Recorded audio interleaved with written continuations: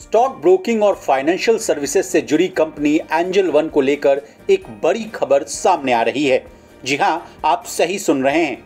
ये वही angel one company है जिसने 3 दिन पहले ही अपनी तिमाही नतीजे पेश किए थे। आज सेबी ने इसी कंपनी पर बड़ी कार्रवाई कर दी है। इस खबर का असर आज के ट्रेडिंग सेशन में देखने को मिलेगा। अब क्या है पूरी खबर, विस्तार से समझने की कोशिश करते हैं। एंजल वन पर मार्केट रेगुलेटर सेबी ने एक्शन लेते हुए 6 महीनों के लिए नए सब ब्रोकर जोड़ने पर प्रतिबंध लगा दिया है। इसके साथ ही एंजल वन के सभी एपी के ऑपरेशंस की भी जांच की जाएगी। बता दें, एंजल वन के पास फिलहाल 21,000 ऑथराइज्ड पर्सन यानी एपीज हैं। ये कंपनी भारत की सबसे ज्यादा एपीज वाले ब्रोकर्स में से एक कंपनी मानी जाती है।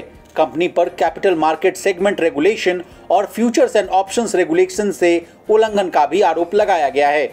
इसके अलावा मार्केट रेगुलेटर सेबी ने एंजल वन पर 1.66 करोड़ रुपए की पेनाल्टी भी लगाई है।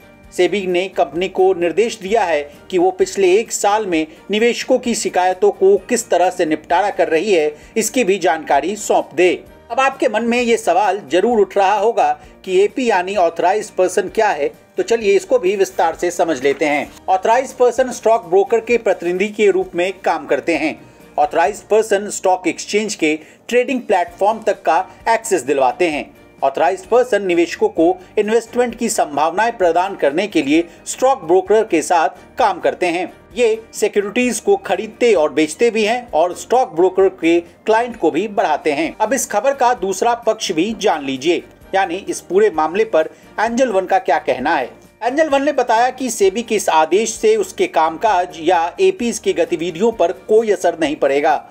फिलहाल कंपनी इस आदेश के खिलाफ अपील फाइल करने समेत दूसरे विकल्पों पर विचार विमर्श कर रही है, लेकिन इस खबर का असर इनके शेयर पर तो पड़ना लाजमी है। बता दें, शुक्रवार को एंजल वन का शेयर 2.14% गिरकर 1,706.90 रुपए पर क्लोज हुआ था। 3 दिन पहले ही एंजल वन ने अपने जून तिमाही के नतीजे पेश किए थे। जून तिमाही में इस ब्रोकरेज कंपनी का मुनाफा साल दर साल 21.6% बढ़कर 220.8 करोड़ रुपए रहा था। इसके पिछले साल की समान तिमाही में यह आंकड़ा 181.5 करोड़ रुपए था। कंपनी के नए क्लाइंट्स की संख्या में भी मजबूती दिख रही थी।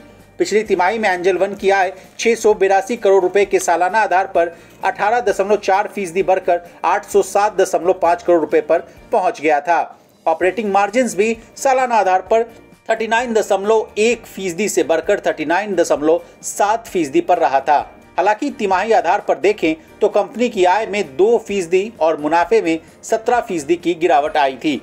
जून तिमाही के नतीजों के साथ ही इस कंपनी ने कारोबारी साल के अंतरिम डिविडेंड का भी ऐलान किया था। कंपनी ने 10 रुपए प्रति शेयर के फेस वैल्यू पर 9.25 रुपए प्रति शेयर के अंतरिम डिविडेंड का ऐलान किया था। ब्यूरो रिपोर्ट, विस्तार।